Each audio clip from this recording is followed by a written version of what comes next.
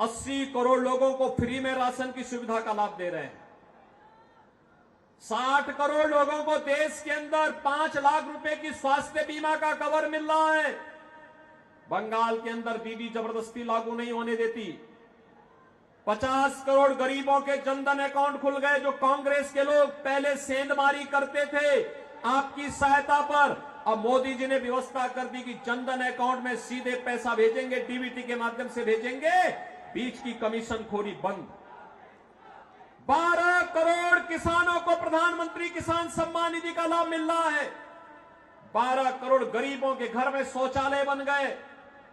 10 करोड़ गरीबों को जनधन के अकाउंट खुल गए। 4 करोड़ गरीबों को देश के अंदर प्रधानमंत्री आवास योजना का लाभ मिला। और अकेले उत्तर प्रदेश में हम लोगों ने 57 लाख गरीबों के एक आवास बना दिए। लेकिन यहां पे बंगाल के अंदर तृणमूल कांग्रेस की सरकार ने मकान बनने ही नहीं दे। 2.5 करोड़ लोगों के घर में बिजली पहुंच गई। हर घर नल की योजना बन रही है। Highway, railway, metro, bullet train, airport, IIT, IIM, triple IT, NIT, world class university, ये पहली बार देखने को मिल रहे हैं। लेकिन हमें अफसोस है, टीएमसी की सरकार आसनसोल की जनता को पानी के लिए ही तरसा देती है। मोदी जी हर घर नल की योजना लागू करना चाहते हैं, लेकिन ये पानी नहीं देना चाहते। और इसलिए बहनों और भाइयों, हम सब आपके पास आए हैं। 5 वर्ष में यहां पे मैं देख रहा था, सज्जन भगवान राम की फोटो लेकर के खड़े हैं। थोड़ा उधर भी दिखा दीजिए, पब्लिक को भी दिखा दीजिए। देखो,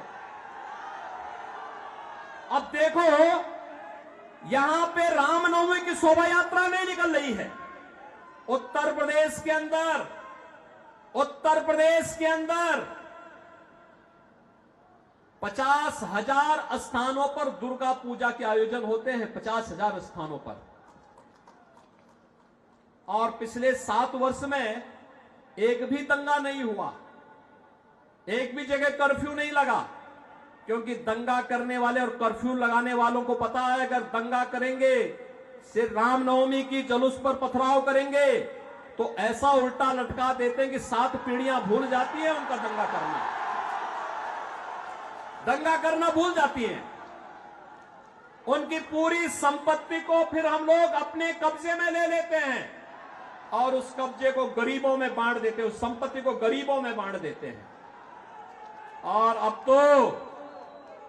तो आप देखते होंगे, उत्तर प्रदेश में आप देखते होंगे, वहां जो बड़े बड़े माफिया थे, बड़े बड़े अपराधी थे, बहनों और भाइयों, वे गले में तख्ती लटका करके चलते हैं, कहते हैं साहब जान बख्श दो, एक बार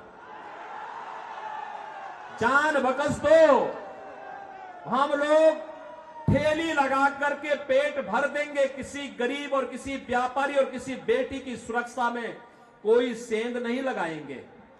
बहनों और भाइयों, यह कार्य केवल भाजपा कर सकती है, भाजपा कर सकती है।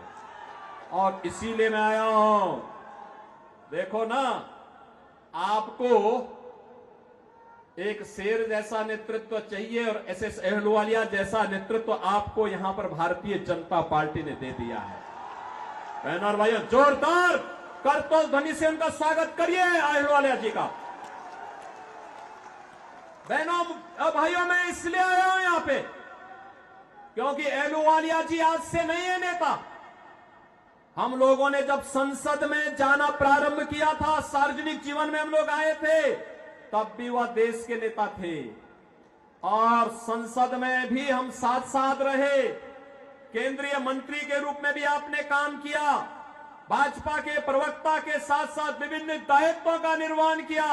और आज आसनसोल का सौभाग्य है कि भारत माता का एक ऐसा सपूत आज आपके बीच में, जो इसी माटी का सपूत है, जिन्होंने इसी आसनसोल में जन्म लेकर के यहां के विकास के बारे में, भारत के विकास के बारे में, भारत को दुनिया की बड़ी ताकत बनाने के लिए और मोदी जी की आत्मनिर्भर और विकसित भारत की संकल्पना को पूरा करने के लिए जिनमें जज्बा है कार्य करने का, शेर जैसा दिल है, जूझने की एक प्रवृत्ति है, ऐसे ऐसे अहलुवालिया जी को भारतीय जनता पार्टी ने, मोदी जी ने अपना प्रतिनिधि बना करके आसनसोल में भेजा है।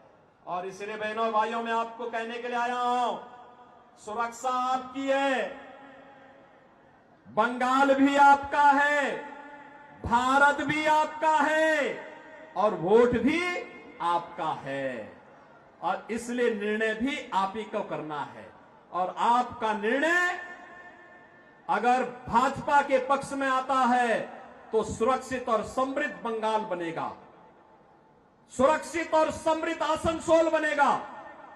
बहनों और भाइयों, तनिक भी भूल आतंकवाद के उस दौर को ला देगा, नक्सलवाद के उस दौर को ला देगा जहां विस्फोट होते थे, अराजकता फैलती थी, गुंडागर्दी का वह दौर जो भारत ने झेला है। बहनों और भाइयों, बंगाल को भी चाहिए यूपी जैसा मॉडल, चाहिए ना, चाहिए ना। देखो ना, पहले लोग कहते थे, जब कोठारी बंधु बलिदान हुए थे तब नारा लगता था, अंतिम समय में भी उन्होंने एक नारा लगाया था कि रामलला हम आएंगे, यही नारा लगता था ना। ये कांग्रेस और टीएमसी के लोग, ये नाम भले ही अलग अलग हैं लेकिन एक ही थैली के चट्टे बट्टे हैं, कोई अलग नहीं है।